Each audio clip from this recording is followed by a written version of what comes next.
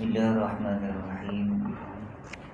Assalamualaikum warahmatullahi wabarakatuh.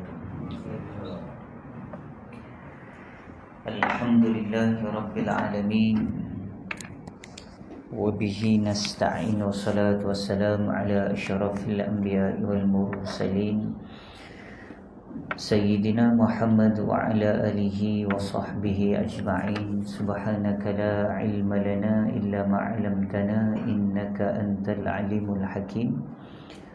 Wa qala rabbi syrah li sadri wa yassir li amri wa hlul 'uqdatam min lisani yafqahu qawli, amma ba'd. Yang saya mulakan dan pengurusi ahli jawatan Kuasa Surau, seterusnya muslimin muslimat yang dirahmati Allah Subhanahu wa taala sekalian. Jadi alhamdulillah untuk kita sama-sama merafa'kan syukur kita setinggi-tinggi kepada Allah Subhanahu wa taala. Alhamdulillah diberikan kesempatan kita untuk sama-sama bertemu pada malam ni. Mudah-mudahan pertemuan kita diberkati, dibuka jalan kebaikan yang lain, insya-Allah. Muslimin muslimat dirahmati Allah, ada sedikitlah kebetulan jadi makmum tadi kan. Seronok dengan imam jadi imam maghrib tadi. Apa tuan Tuan Sazli jadi imam. Jadi sedikitlah perkongsian untuk sama-sama kita berkaitan dengan Quran. Quran ni tuan-tuan dirahmati Allah, suatu mukjizat yang Allah Subhanahu Wa Taala bagi, yang merupakan kita katakan bukan hanya sekadar zahir bacaan sajalah, tetapi keseluruhan dia. Bagaimana bacaan yang benar-benar bertepatan dengan kita katakan kehendak ataupun kaedah yang sebenar, yang itulah yang akan memberikan kesan khususnya pada jiwa kita lah. Maka menjadi kefarduan bagi kita membaca dengan betul. Jadi tuan-tuan dirahmati Allah, suka untuk saya kongsikan antara kaedah yang mudah untuk baca Al-Quran, khususnya yang dibawa oleh antara rujukan Quran sekarang ni Al-Fadhil Ustaz Dr. Aiman Suaid, yang banyak berkongsi berkaitan dengan Quran ni. Ni untuk kita semualah, termasuk saya cakap. Quran ni tuan-tuan dirahmati Allah, yang pertama sekali bacaan dia adalah bacaan yang tidak payah ataupun dalam keadaan bersusah payah sehingga kita nampak Quran tu susah dari segi sebutan. Ini tak ada kaitan dengan imam tadi saja sebut. Jadi bacaan Quran adalah kita katakan bacaan yang tidak memberatkan pembaca dia, khususnya bagi mereka yang mula membaca Quran, yang bukan sekadar menguasai tajwid, mula memahami berkaitan dengan makharijul huruf, yakni dari segi cara untuk menyebut huruf-huruf di dalam Al-Quran Karim. Jadi ada antara kita yang mempunyai kemampuan ataupun pengetahuan berkaitan dengan tajwid, tetapi dalam keadaan tertentu ada kita katakan kekangan ataupun masih lagi pada permulaan dia, ataupun kadang baca dah lama tapi sebab kita ni orang ajam, bukan orang Arab, kadang-kadang sebutan tadi adalah sebutan yang agak tidak tepat. Semua sekali lah, bukan kata saya ni tepat ke tak, bukan, cuma kita belajar ke arah tu. Jadi secara mudah dia Quran itu dia berada pada kita katakan duduk tengah-tengah lah, bukan bermudah, bukan berlebihan, tapi duduk tengah-tengah, menepati hak bagi setiap huruf. Jadi bila kita membaca Quran, kita nak pastikan sebutan kita tadi tidak mengambil hak kepada huruf yang lain, sifat huruf yang lain, ataupun kita katakan ianya tidak memadai bagi sesuatu huruf tadi untuk capai sifat dia. Ataupun kita katakan keadaan tertentu bila kita ni cuba menyebut sesuatu huruf menyebabkan sukar, ianya menjadi kepada huruf yang lain. Tapi kita kena ingat, kalau huruf tertentu yang kita tidak sempurnakan bacaan dia, contohnya huruf seperti ba dalam bacaan Fatihah kita, kerana ba adalah sebahagian daripada suratul Fatihah. Kalau tidak sempurna, maka bacaan Fatihah kita tadi menyebabkan solat kita terbatal, kerana basmalah tadi adalah sebahagian daripada suratul Fatihah. Sama juga dengan kita katakan berkaitan dengan huruf-huruf tertentu, huruf-huruf isti'la ataupun huruf syaddah, misal kata contoh, kalau kita tak sempurnakan, hilang dia pada bacaan, boleh juga menyebabkan macam tuan-tuan belajarlah, tuan-tuan pun belajar. Cuma saya nak ingatkanlah, cuma yang nak tekankan sikit dekat sini, Quran tadi tidak memayahkan kita, terutama seperti huruf ha, huruf kita ain, misal kata contoh huruf kaf, misal kata. Jadi huruf tadi kadang-kadang ada yang setengah tu dia rasa payah, keadaan dia menyebabkan seseorang itu jadi berat pada bacaan.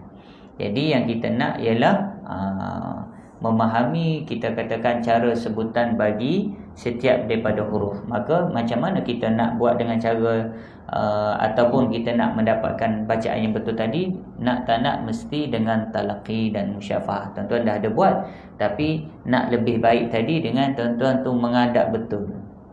Tengok mulut dia, dia tengok mulut tuan-tuan. Jangan pula malu tutup mulut tu. Jadi sebab tu kalau yang perempuan, lebih baik cari yang guru perempuan yang fasih dari segi bacaan, sebab kita nak yang lebih baik. Contoh kita katakan ba, bismillah, tapi ada yang cakap bismillah. Contoh jadi kalau kita tengok yang sebenarnya, dia tak sampai setakat tahap macam tu. Jadi yang itulah kita perlukan latihan, dan kita boleh nampak ada yang setengah dia terikat dengan lagu. Memang kita katakan lagu tu adalah sebahagian daripada sunnah Nabi.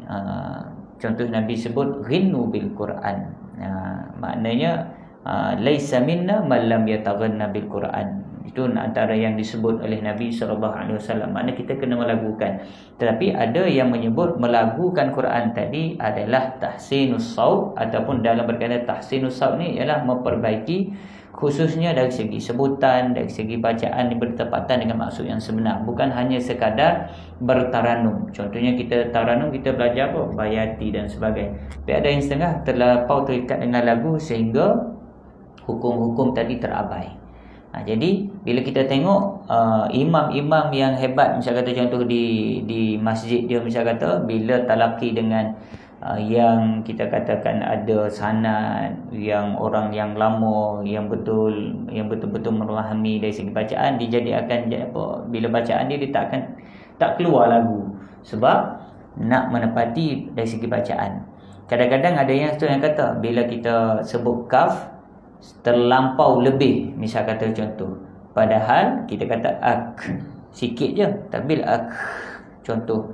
Ataupun kita katakan pada huruf, misal kata ada yang berlebihan, waladdallin, ada yang setengah tarik, dia dah menjadi hukum, kita katakan ada yang menunjukkan adanya syaddah dekat situ, sehingga adanya dengung dekat situ. Jadi benda-benda yang inilah yang kita nak kena sama-sama perhatikan bila kita baca, supaya ia tidak nampak berat, tapi menepati yang sebenar. Contoh kita kata Fatihah, Bismillahirrahmanirrahim. Ada yang setengah tu berat betul baca. Alhamdulillahirabbil alamin. Kita tak nak yang melampau. Ada yang setengah tu bila huruf ta, contohnya bila dia rasa ta tu dia nak ubah daripada yang biasa kita kalau Melayu ta, ti betul. Tetapi bila dia tengok orang Arab, dia mesti kena lembut, at, contohnya. Tapi ada yang berlebihan, sebab kita orang ajam kan, at, yang contoh, jadi berlebihan. Salah, dia tak boleh, dia lebih, kita katakan simple. Jadi bacaan dia kita nak ke arah lebih mudah tetapi menepati. Itu konsep dia lah. Bila contohnya bila ada mati alif lam qamariyah dekat situ, misal kata dia tak akan masuk alhamdulillah secara tak sedar. Jadi kita kena perhatilah benda-benda itu. Saya tak sentuh sebab tuan-tuan boleh perhalusi dengan guru Quran lah. Ar-Rahmanir Rahim, Maliki Yaumiddin. Jadi yang contohnya yang kita boleh muncung mulutnya ada pada huruf waw saja. Yang lain tak muncung contoh. Jadi yang boleh mengesannya bila kita baca, bila kita dengar bacaan tadi, baru kita akan nampak. Jadi adalah beberapa yang nak kita nak kena perhatikan dari segi huruf, terutamanya kita katakan ak. Ada yang rasa payah tu ak tu kan.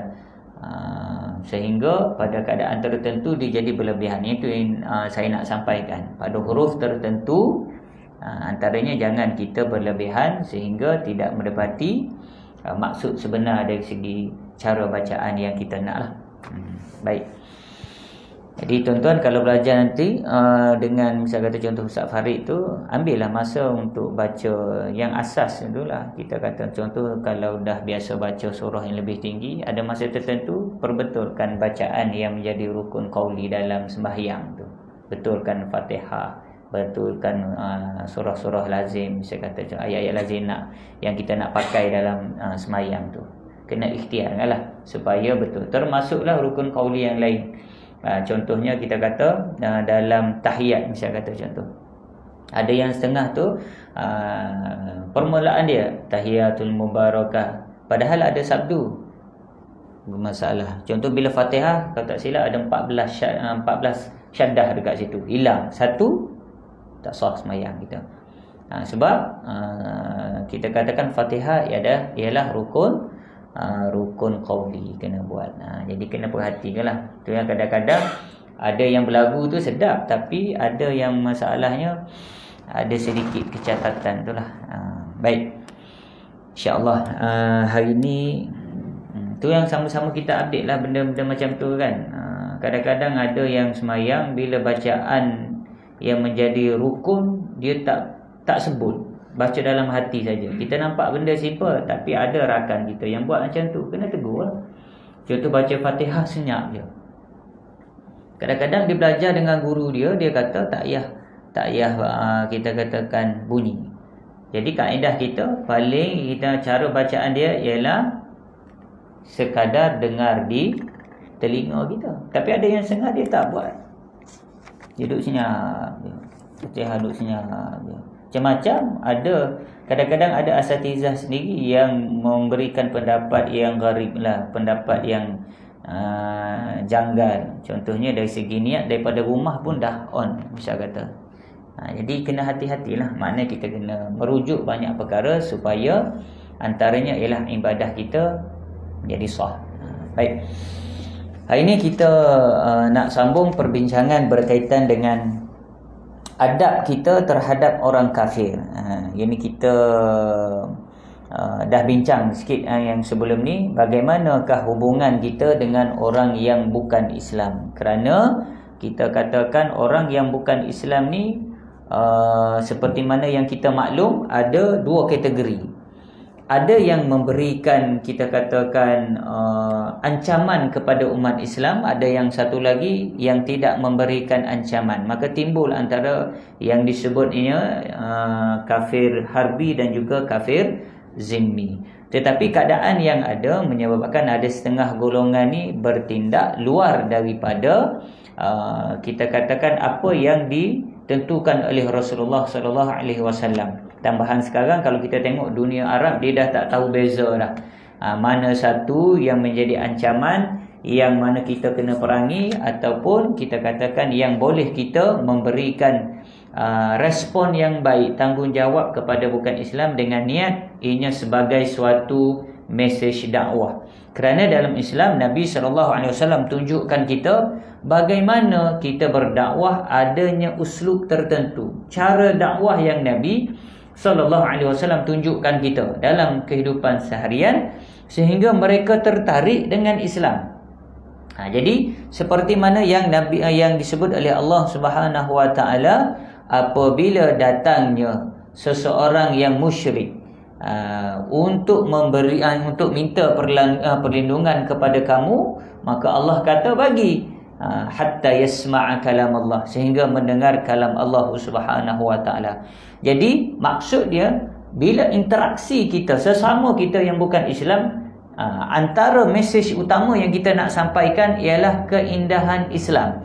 Bahkan kalau kita tengok sekarang dalam negara kita, bila ada isu ataupun kita katakan berita berkaitan dengan mereka yang baru masuk Islam, maka ramailah yang akan komen benda-benda yang tidak sepatutnya yang diberitahu ataupun kita kata yang ditulis, sehingga menyebabkan seseorang yang baru saja memeluk Islam tadi, dia akan menyebabkan seseorang yang baru memeluk Islam tadi dia jadi tawar dengan Islam.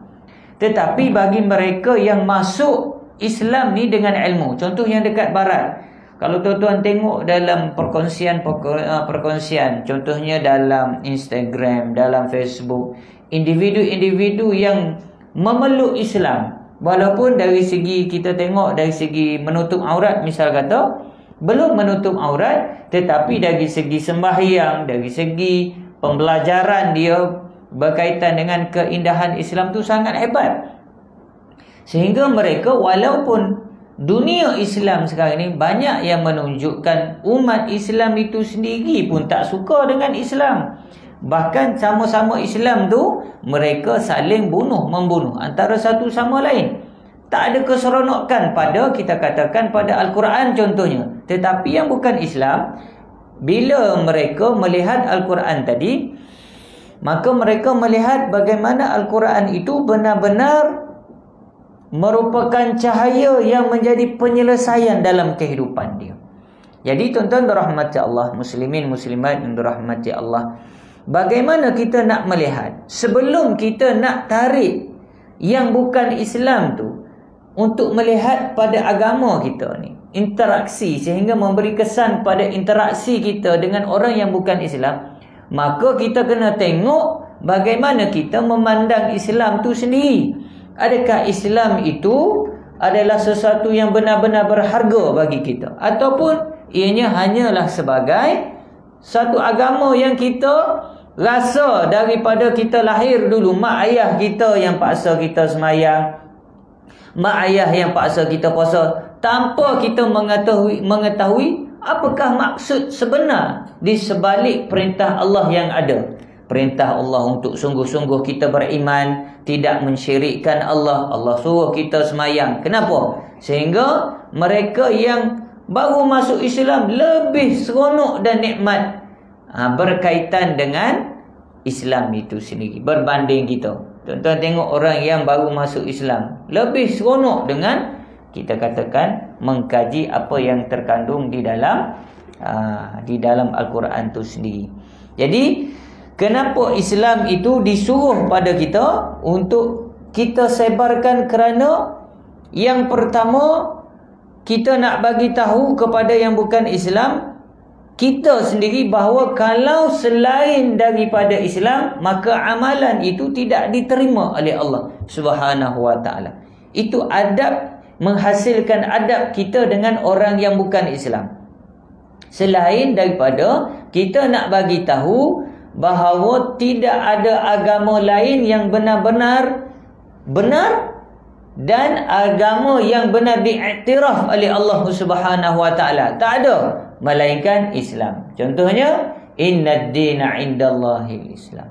Islam sahaja adalah agama yang diiktiraf oleh Allah Subhanahu wa taala. Kalau kita makan tu ada sijil halal, tak ada sijil halal, jangan makan. Mana ianya benar-benar sahih.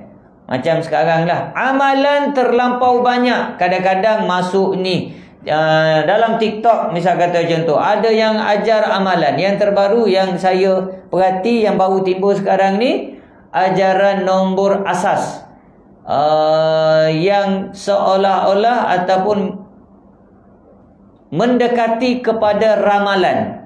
Dia bagi tarikh lahir, kiraan, sehingga keluar nombor asas, mencerminkan diri mereka yang bagi tarikh lahir tadi. Jadi benda ni adalah perkara yang memang ada pada ajaran-ajaran sesat. Contohnya pemikiran-pemikiran baru. Contohnya yang timbul yang sebelum ni, motivasi ataupun motivator yang berkaitan dengan wanita tu, yang dekat seminar ke apa-apa yang dia ajak supaya yang tidak berpakaian. Yang itu roh dia daripada ajaran antaranya New Age Movement. Walaupun nama yang pelbagai, asas dia sama, iaitu mentafsir sesuatu perkara itu dengan akal. Contohnya mencari berkaitan dengan metafizik dan sebagainya, mencari selain daripada nas agama untuk beragama. Jadi kita kena faham bahawa Allah dah bagi pada kita cara nak beragama.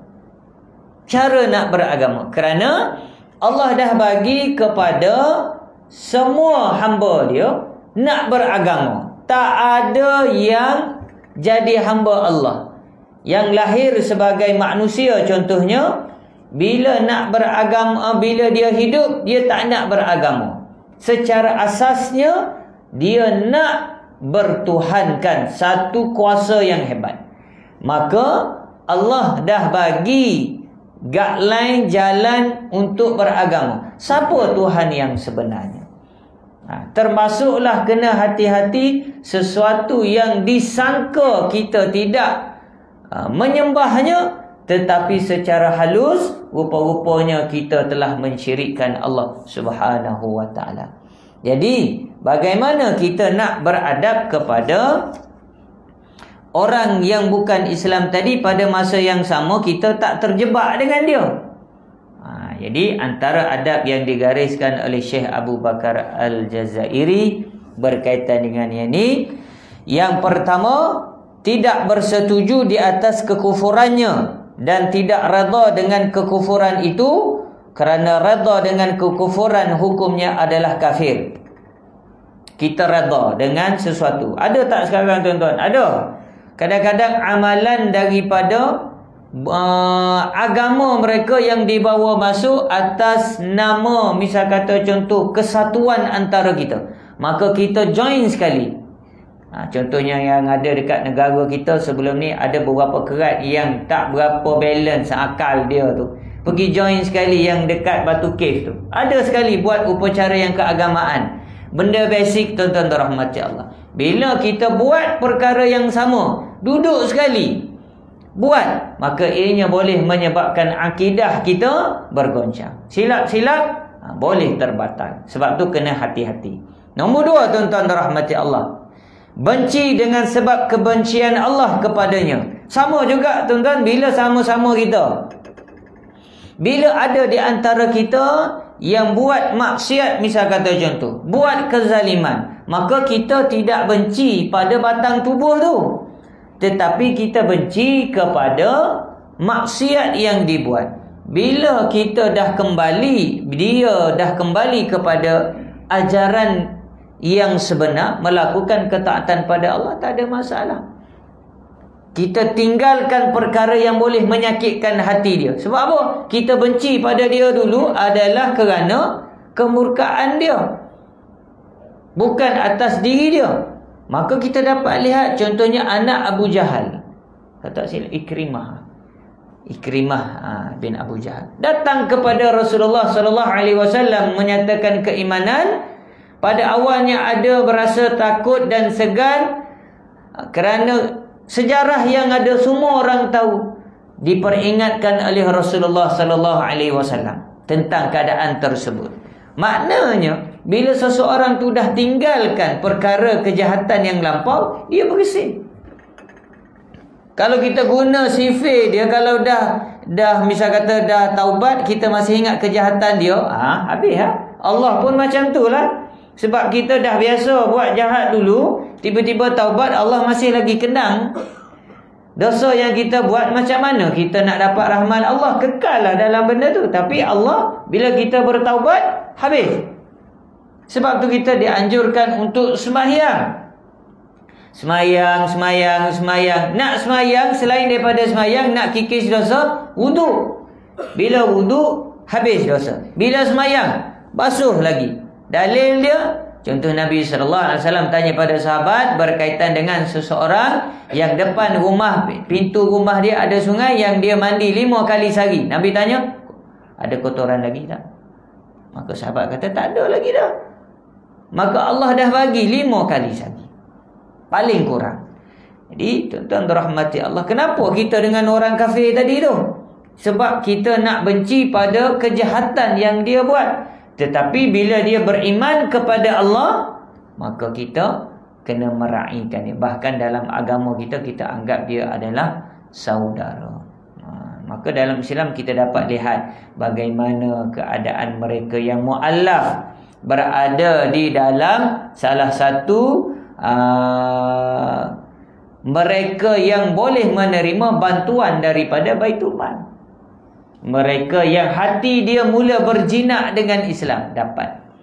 Kalau negeri Melaka, kalau tak silap, ada 2 tahun dia dapat status yang tu untuk dapat kita katakan bantuan atas tiket atas nama mu'alaf. Lepas sudah tak ada mu'alaf. Kadang-kadang mu'alaf tu lebih alim daripada kita.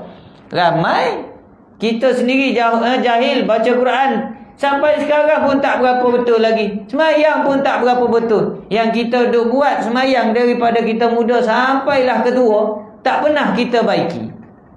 Macam tu je roman dia semayang kita. Kuliah datang tapi tak pernah lekat, sebab dah biasa. Ada. Macam kita ada satu masjid tu pernah buat untuk baiki seorang ni lah baca. Dia duduk depan sekali baca, tapi tak pernah berubah. Bacaan dia macam tu je. Sebab biasa. Sebab tu kita belajar. Kalau kita kata dalam kitab Bidayatul Hidayah, mula-mula sekali Imam Ghazali tulis ialah niat kita belajar tu. Kenapa? Niat itulah yang mempengaruhi apa yang sampai pada kita, yang boleh merubah kita kepada keadaan yang lebih baik.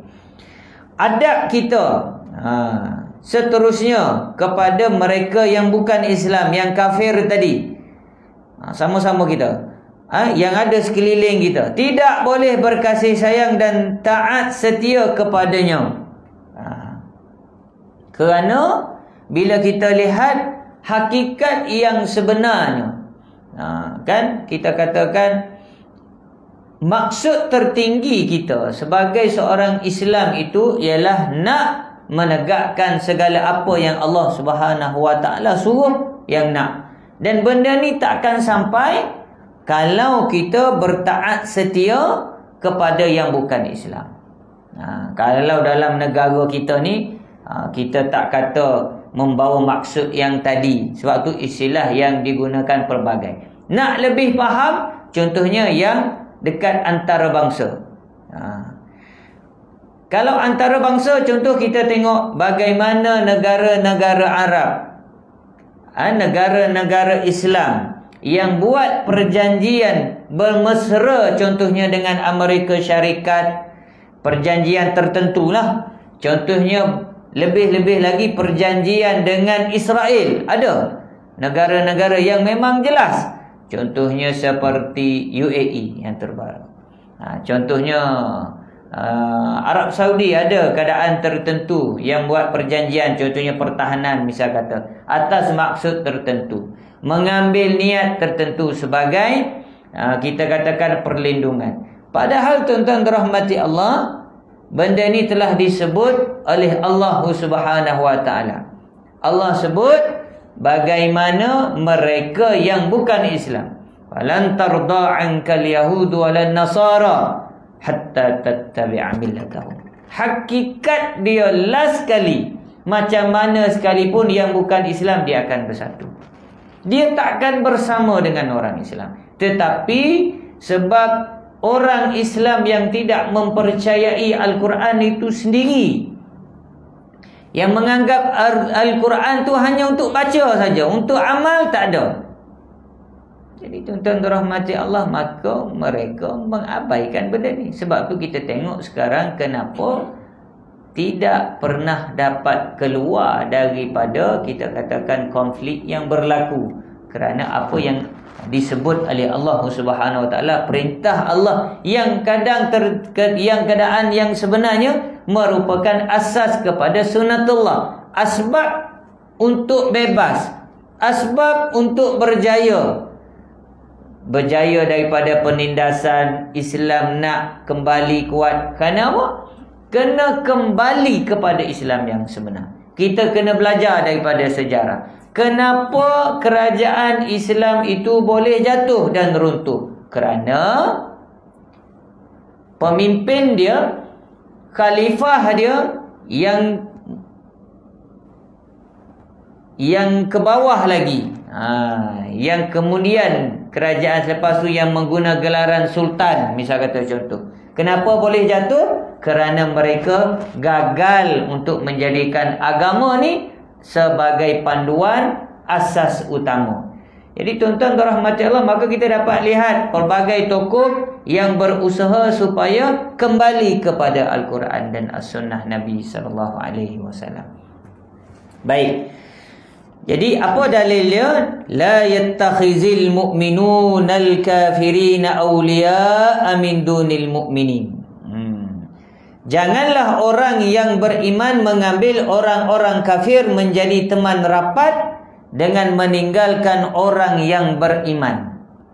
Jadi tuan-tuan rahmati Allah, kalau kita kata kita melebihkan yang bukan Islam untuk sesuatu matlamat, apatah lagi perkara yang besar, kerana benda ini perlu diperhatikan. Kerana maksud Allah kata dekat sini adalah kita katakan hikmah yang besar yang Allah Subhanahu Wa Taala. Sebab kita dalam hidup bukan hanya nak keduniaan, tetapi kita nak maksud kita di akhirat. Macam kita mandi lah, macam kita mandi, macam kita tidur, ataupun benda yang urusan seharian, misal kata, kalau ianya mengambil makna zahir saja, kalau mandi tak payah niat, tak apa, macam tu je lah.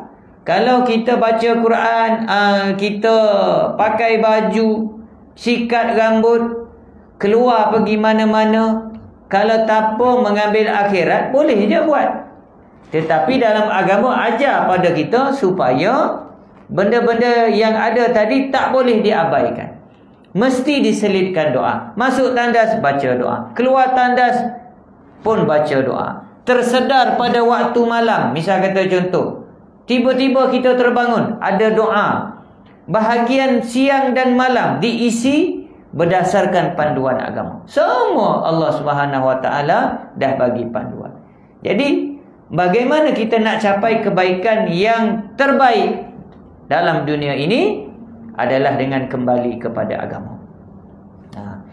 Firman Allah SWT yang lain, penulis bahawa la tajidu qauman yu'minuna billahi wal yawmil akhir yuwadduna man hadallaha wa rasulah. Engkau tidak akan dapati sesuatu kaum yang beriman kepada Allah dan percaya kepada adanya hari akhirat tergamak berkasih mesra dengan orang yang menentang Allah dan Rasulnya. Tu sampai macam tu sekali. Walau kanu aba'ahum aw abna'ahum aw ikhwanahum aw ashiratahum. Kalau kita tengok negara Islam sekarang macam tu lah. Bagaimana Allah sebut, boleh bermesra dengan orang yang menentang Allah dan Rasulnya. Kalau kita sekarang maksudnya menentang agama. Jadi kalau kita kata orang yang bukan Islam, selagi mana dia menghormati agama, la ba'sa bih, tak ada masalah. Maknanya kita boleh bekerja sama dengan dia. Contohnya ditunjukkan oleh Nabi SAW. Ketika Nabi berada di Madinah, di bawah kerajaan Nabi adanya golongan Yahudi, bahkan adanya munafik. Tetapi Nabi SAW walaupun tahu siapa munafik, Nabi tak singkirkan. Munafik pula kalau dalam semayang duduk depan sekali. Sekiranya tidak ada ancaman, tak ada masalah. Bahkan Nabi jaga. keadilan tetap wajib untuk ditunaikan kepada yang bukan Islam, walaupun mereka bukan yang beragama Islam. Dari segi hukum wajib untuk ditunaikan. Bahkan ada hak, kalaupun ianya bukan daripada garis hukum Allah yang ditentukan hukuman dia, dia akan masuk bawah ta'zir. Kalau kita kata membaca dari sudut undang-undang Islam. Jadi maksud dekat sini ada hak dia. Contoh kalau kita belajar berkaitan dengan hak kejiranan. Jiran yang kita ada 3. Ada jiran yang mana kaitan dia ialah ada kaitan pertalian darah, ada kaitan dia dengan Islam, ada kaitan hak dia sebagai seorang jiran. 3. Yang kedua, tolak 1, tak ada berkaitan dengan nasab. Tinggal 2. Ada satu kategori jiran lagi, tak ada apa, tapi dia ada satu hak yang kita jaga dan bersabit dan dipersoalkan. Hak dia sebagai seorang jiran. Jadi kalau kita nak berkaraoke, pompang, misal kata contoh, kawan tu tak boleh tidur, berdosa tak kita? Berdosa. Kita siram bunga sampai basah habis sebelah dia tu. Tanam pokok sampai masuk ke sebelah, habis berterabur sebelah. Kalau menyakiti jiran, maka iman kita tidak sempurna di sisi Allah Subhanahu Wa Taala. Tu kalau kita bincang berkaitan dengan hak kejiranan lagi lah. Jadi kalau kita bincang yang ni, masuk kepada hadis yang umum yang pada lafaz yang pertama, payah kullukum ra'in wa kullukum mas'ulun an ra'iyati. Setiap daripada kita pemimpin, setiap daripada kita akan dipersoalkan oleh Allah. Semua kita sendiri akan dipersoalkan oleh Allah, akan dicek, disemak, diaudit. Bila diaudit, tu yang payah. Sebab tu kita kena doa, ya Allah permudahkanlah hisabku. Hisaban yasira, yang tuan-tuan dengar baca doa tu kan. Kita minta Allah permudah. Bila payah, berat, detail banyak, habis. Kalau ada tuan-tuan yang bekas kerja kerajaan kau ataupun mana-mana swasta, bila orang datang nak audit, berat kita. Satu-satu, ni pergi mana, ni pergi mana, ni pergi mana. Jadi kita kalau boleh, kita tak nak banyak benda masa kita berada di padang mahsyar nanti. Kalau tuan-tuan ada orang yang buat salah dengan kita, maafkan terus. Besok kita tak nak fikir lagi dah. Kita dah nak terus masuk syurga Allah. Ni sepatutnya kita dah boleh masuk, tapi kita tangguhkan sebab nak buat kira-kira dengan kawan tu. Habiskanlah terus atas dunia. Aku maafkan kau, dah aku halal. Pahala tu kita dapat besok mudah. Yang kau nak tangguhkan tu kenapa? Jadi berbalik pada yang tadi. Dari sama-sama Islam kita, penulis bawa yang pertama dalil-dalil yang menunjukkan adanya kita ni kerah dulu dengan yang bukan Islam. Kerah dulu. Sebab dalam agama pun disebut a'izzatin 'alal kafirin azillatin 'alal kafirin 'izzatin 'alal Allahumma shalli ala. Maknanya tegas dengan yang bukan Islam, berlembut dengan yang Islam, yang mukmin, berlembut. Jadi maka penulis dia bawa, Syekh Abu Bakar ni bawa yang pertama yang keras-keras dulu. Kenapa kita kena keras? Sebab yang kita adalah tinggi. Tidak ada agama yang diiktiraf, yang lain tak diterima Allah, tak benar, sesat. Islam saja. Maka al-Islamu ya'lu wa la yu'la alaih. Tak ada yang lain. Islam nak kena jaga. Kalau benda yang boleh mencacatkan, kena hindar. Kemudian dibawa pula keadaan dalil-dalil yang seterusnya, walaupun keras, ada kelunakan yang menunjukkan keindahan kepada Islam seperti mana Nabi SAW. Walaupun Nabi itu keras bawa agama, tetapi pada masa yang sama bila Nabi disakiti, Nabi tak balas. Sehingga uslub dakwah Nabi, bila orang tengok Nabi yang sedemikian rupa, jadi tertarik untuk memeluk Islam. Baik. Seterusnya, adil, saya cuba cepatlah, adil terhadap mereka dan menghulurkan pertolongan atau kebaikan kepada mereka.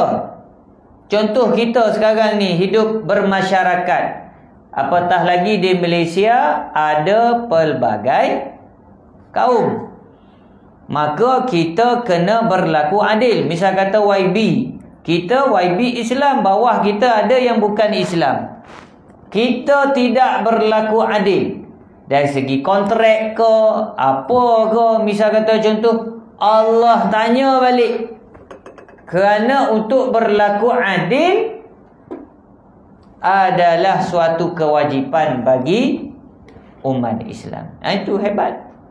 Jadi kita nampak dekat sini bagaimana kita melihat ketegasan tadi pada masa yang sama tidak menghalang untuk melaksanakan hak-hak yang lain. Adil terhadap mereka dan menghulurkan pertolongan atau kebaikan kepada mereka sekiranya mereka tidak berperang, yakni menentang ataupun melawan atau memusuhi orang Islam. Jadi tuan-tuan rahmati Allah, negara kita pun sensitif benda-benda yang macam ni lah.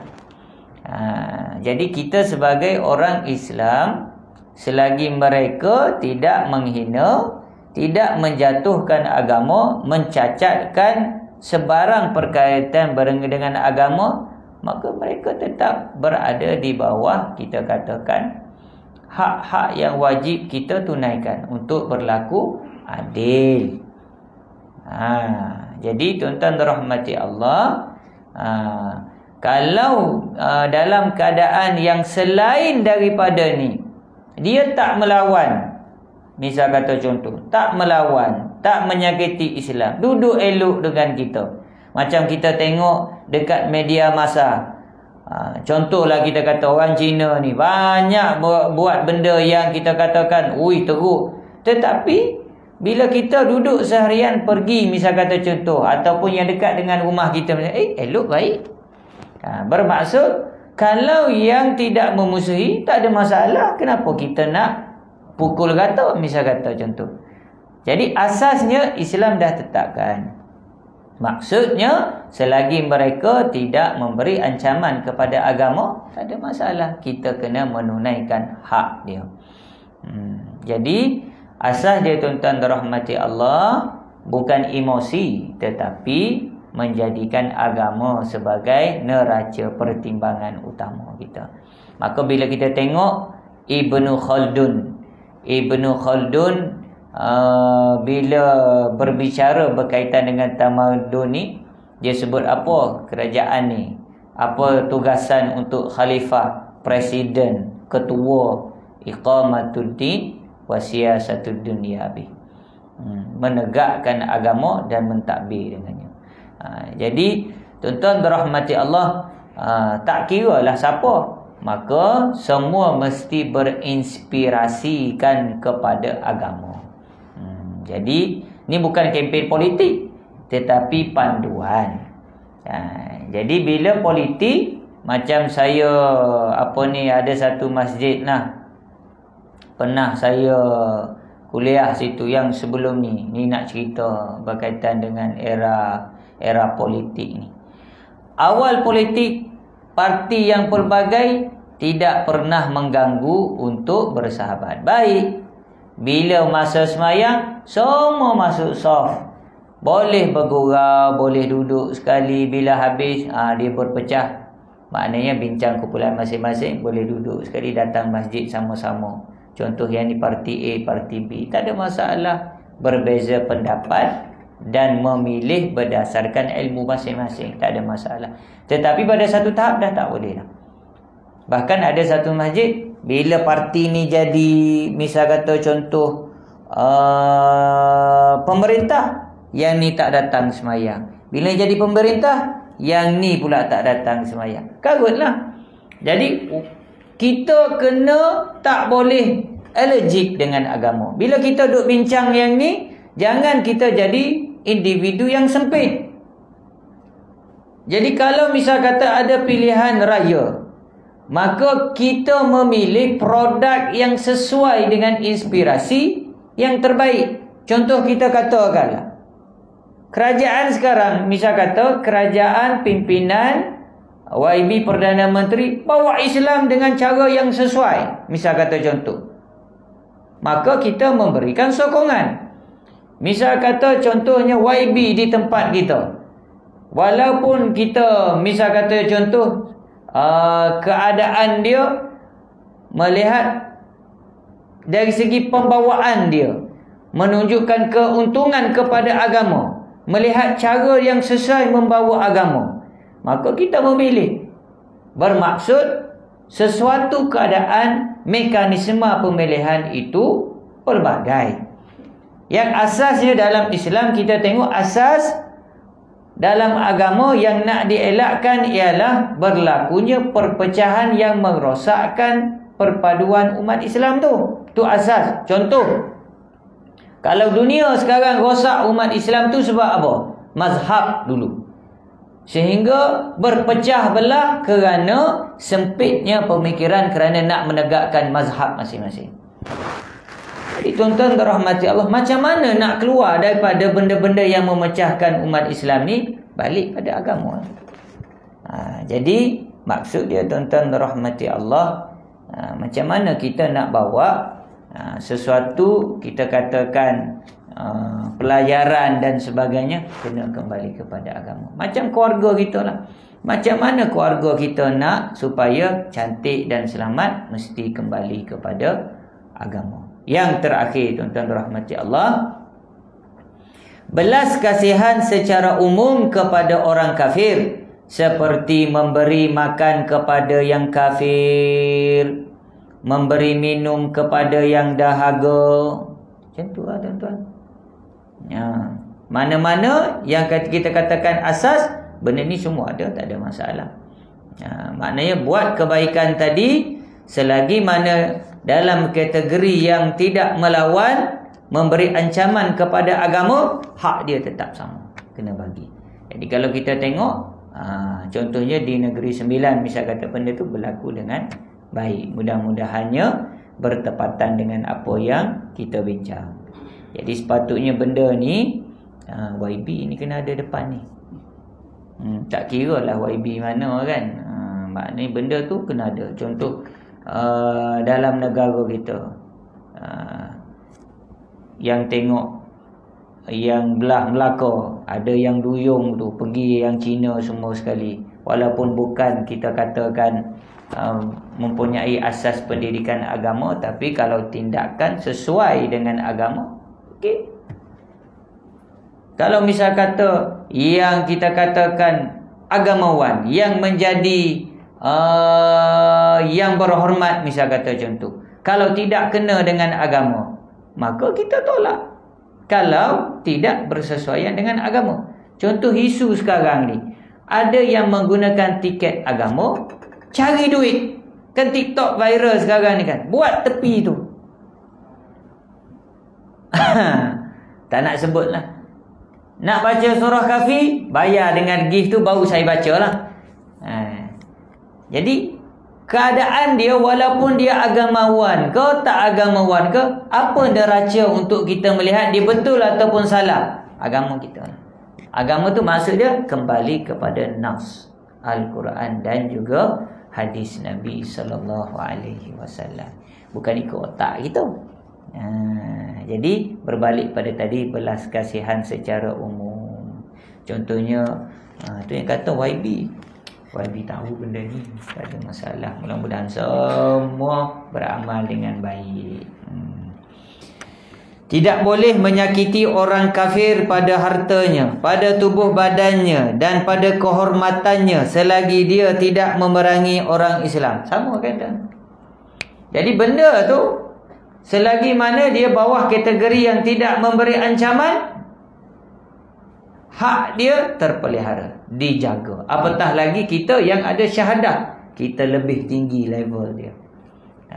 Jadi secara asasnya tak boleh kita melangkaui daripada perkara yang sepatutnya. Jadi tuan-tuan rahmati Allah, tajuk ni sebenarnya kalau nak dikira pedas ni. Pedas ni sebenarnya. pun saya pilih-pilih. Saya pula jenis yang tak tapis ni tuan-tuan. Nanti berapi pula kan. Dia sebenarnya tuan-tuan rahmati Allah, contohnya saya dijemput ni pun lama juga. Jadi samalah, siapa-siapa pun tuan-tuan rahmati Allah yang diberikan amanah tadi, maka agama dia akan mencorakkan cara dia. Macam saya ada kenal satu YB yang ni, bila beramanah dalam sesuatu urusan dia, maka dia akan dapat tentangan dan kurang popular. Jadi tuan-tuan rahmati Allah, bila YB misal kata contoh, tak semestinya YB, kadang-kadang ketua kampung dan sebagainya, semua sekali bila belajar berkaitan dengan ni, contohnya berkaitan dengan adab kita dengan orang yang bukan Islam, tetapi pada masa yang sama ianya merupakan sesuatu yang menjadi asas hubungan kita dengan masyarakat tu, Islam dengan bukan Islam. Jadi kalau kita tengok yang ni, betapa besarnya bagaimana Allah Subhanahu Wa Taala sebut salah satu daripada golongan yang mendapat naungan Allah Subhanahu Wa Taala ialah pemimpin yang adil. Pemimpin yang adil ni tuan-tuan rahmati Allah dapat naungan Allah yang betul-betul adil. Jadi ada je dia, sebab tu nak bawa dekat sini tak kira. Macam saya bercakap sekarang bukan atas parti. Kita katalah ada parti Islam, parti yang bukan nama Islam, saya kata. Kalau parti yang bukan Islam tu benar-benar bawa agama, maka dia lebih baik. Kita yang ni memilih yang bawa agama. Asas kita apa? Agama tu yang kita nak. Kalau yang ni bawa agama, pilih yang tu. Mana deraja kita ialah agama. Jadi agama ni, konteks pandangan dia dengan ilmu. Adakah dengan memilih agama hanya sekadar kita semayang saja? Tak. Contoh pentadbiran yang baik yang kita nak tengok adalah salah satunya Khulafa Ar-Rashidin. Yang paling hebat dalam 4 orang tu siapa? Yang dari segi yang kita boleh nampak, Umar Al-Khattab. Umar Al-Khattab, peribadi dia dalam agama tak payah cerita lah. Tapi dari segi keduniaan, pentadbiran dia, misal kata contoh, walaupun kita tengok pakaian dia, bagaimana berurusan dengan gubernur, misal kata contoh, tetapi cerdiknya Saidina Umar ini sehingga pentadbiran dia mewujudkan jabatan-jabatan kerajaan yang ada, sehingga memberi kesan pada pentadbiran dia. Maksud kita dekat sini, pemimpin yang baik bukan hanya melihat kebaikan pada urusan akhirat, tetapi baik dari segi keduniaan. Jadi itu yang kita boleh nampak, bagaimana kalau guna Islam betul-betul, maka insya-Allah yang kita nak adalah keseimbangan yang ada. Sekarang ni mana-mana yang ada, pemahaman tu dah ada. Cuma dari segi kita katakan pelaksanaan dia. Mudah-mudahan Allah bantu semua umat Islam yang berusaha nak bawa kebaikan pada negara kita, Allah bagi hidayah. Contoh dia, contohnya berkaitan isu yang duduk bincang sekarang ni, timbul balik berkaitan dengan sistem ekonomi Islam. Sistem ekonomi Islam. Orang buat tentang sistem ekonomi Islam, sehingga ada pihak kata sistem ekonomi Islam ni tak Islam pun. Dia tak ada beza dengan sistem konvensional. Maka tanggungjawab kita ialah untuk memperkasakan bagaimana sistem ekonomi Islam ataupun muamalat Islami benar-benar menepati apa yang Islam nak. Yang tu. Jadi dalam kehidupan kita bukan hanya muamalat saja, keseluruhan. Macam British datang, dia bagi kepada kerajaan yang ada bincang hal nikah kahwin saja. Jadi kita ke arah semua benda tadi ada secara Islam. Cuma kadang-kadang kita tak perasan. Kadang benda tu dah Islam dah.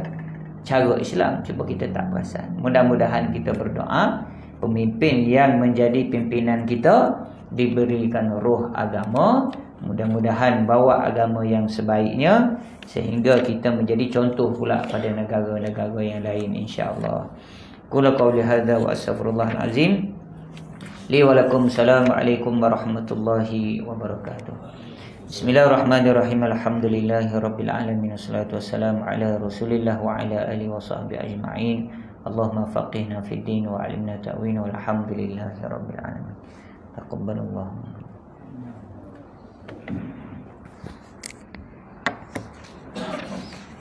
Alhamdulillah, terima kasih atas kongsian dan dari Ustaz. Jadi permohonan terbuat termasuk dengan benar-benar Mustafa.